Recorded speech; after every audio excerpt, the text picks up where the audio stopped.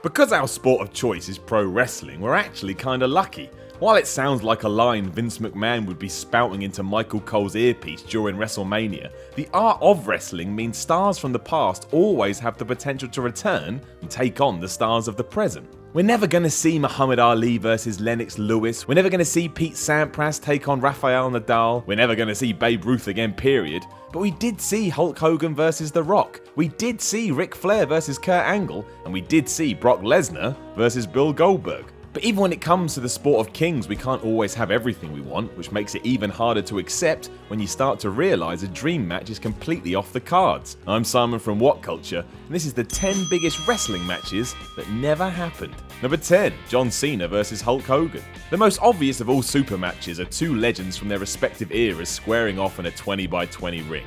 No one could argue the success Hulk Hogan reached during his career, and the same can still be said for John Cena today. Love him or hate him, it's going down in the history books. But here we sit in 2016 and the two have never locked horns, even though there was every chance of it actually happening. After all, Hogan took on Randy Orton in his final WWE match at SummerSlam 2006, and by that point, John Cena was John Cena. If things had gone in a different direction, who knows where we would have ended up. Now I'm not saying the match itself would have been any good, but I tell you one thing, I bet it would have been off the charts in terms of the crowd. And who can often make timeless moments? That's right, the fans! It's why Hogan Rock worked so well at WrestleMania 18. You may very well argue that this one could still happen, but the reality is that is just not the truth. Hogan's status with the company remains dubious at best, and even if he does return, he's not going to get put back in the ring. The time for such an occasion has come and gone. Number 9, Shinsuke Nakamura versus Daniel Bryan. This match was so close to happening, you could taste it, which is weird, but it's true.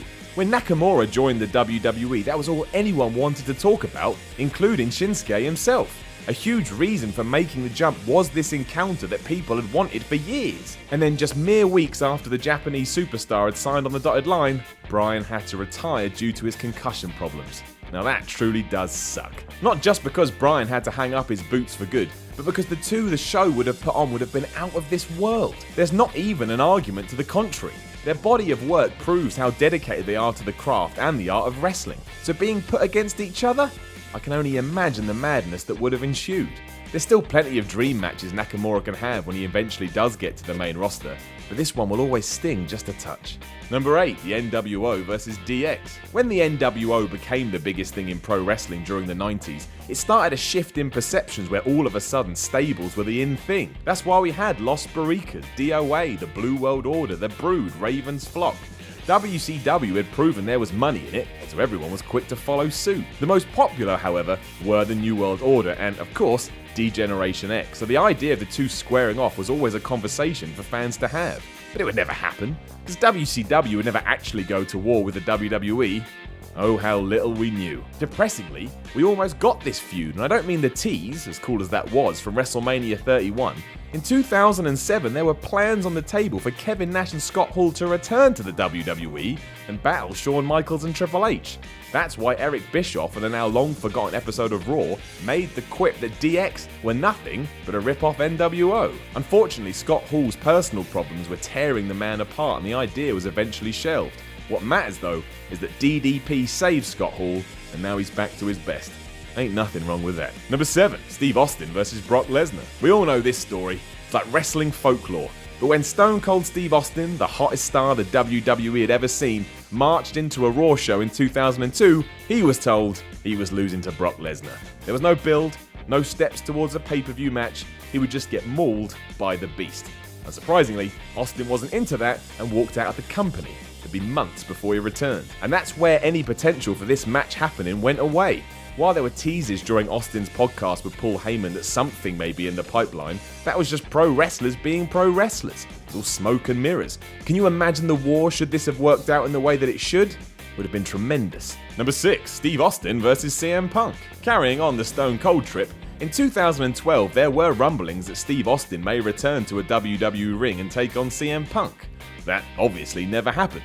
and we saw the straight-edged one take on Chris Jericho instead. But there was enough rumour and hearsay at the time to suggest it was more than just pillow talk. This went into overdrive after THQ cut a commercial for WWE 13 where Punk and Austin went at each other during a promotional spot for the game. While this was a setup, the tension and atmosphere in the room was so real, everyone started to believe this was going to be a thing. It wasn't, and you will never see this match go down now. Austin, who's now in his 50s, has no reasons to come back, and CM Punk probably never even wants to see the WWE logo again as long as he lives. So that's dead. Number 5, The Rock vs Shawn Michaels. There was plenty of occasions where this match could have happened. For some reason though, The Rock just wasn't interested. No one knows the ins and outs. Well, apart from Dwayne Johnson, he will definitely know. But something did go down between the two at some point which soured the People's Champ on HBK. Some say it was because Michaels was rude to The Rock's grandma when he worked for her promotion years prior, and even Bret Hart claimed in his book that Shawn and running buddy Triple H didn't care for The Rock at first. Seemingly the feeling was mutual. It's a shame because it would have been fascinating to see such a bout. Michaels with his legendary ring style and The Rock just being The Rock. It could technically still happen today, but I wouldn't be holding your breath. Mostly because you'll die. But you're still not getting this anytime soon. Number 4, The Undertaker vs Sting. Before you go off in the comments, yes, Sting did take on The Undertaker before he was The Undertaker, but who cared back then? Literally nobody cared. Not even the wrestlers in the ring. It meant nothing. What makes it worse is that there's no reason this match didn't happen. When Sting finally popped up in the WWE a few years ago, that's all everyone was talking about. We've got WrestleMania 31 just around the corner, Undertaker needs an opponent, why the hell not Sting? Well, because you're not allowed it. Instead, you'll get Triple H versus Sting and be happy with that, even though it doesn't really make any sense. Plus, we'll put Taker versus Bray Wyatt, which no one really cares about. Okay? Good stuff. Funnily enough, if you switch all those around, you have some very compelling outcomes. We all remember the magic when Wyatt stared down Triple H that time, and once again, we all f***ing wanted Undertaker versus Sting. Forget about it now though, Sting is done.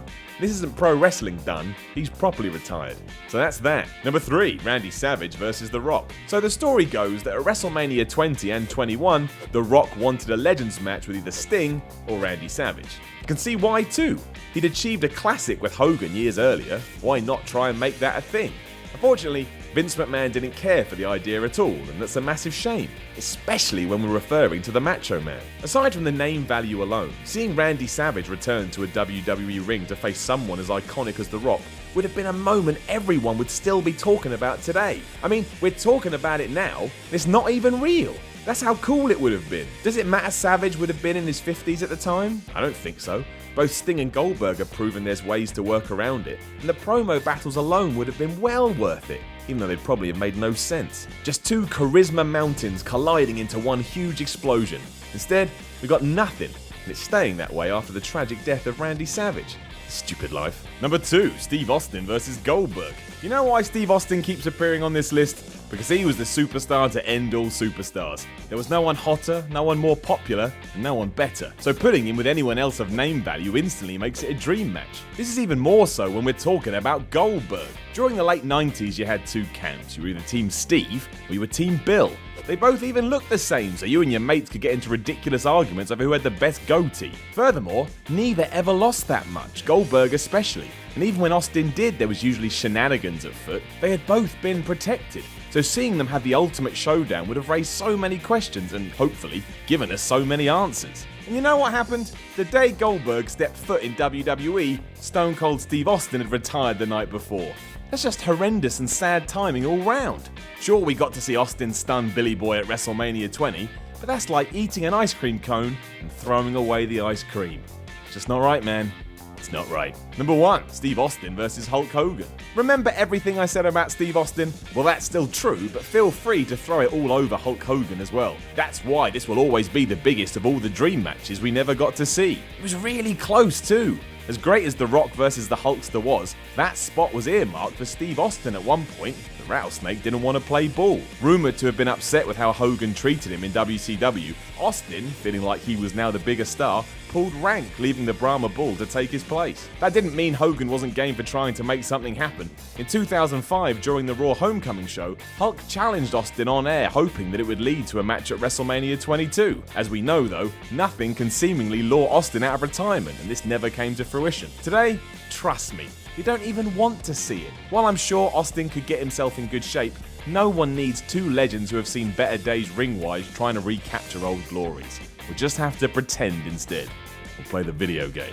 Know of any other dream matches that could happen in WWE? Let us know in the comments below, and don't forget to like, share, and subscribe. You can even come follow me on Twitter at SimonMiller316. I'm Simon from WhatCulture, and I want to see the ultimate of all dream matches: Goldberg versus Gillberg.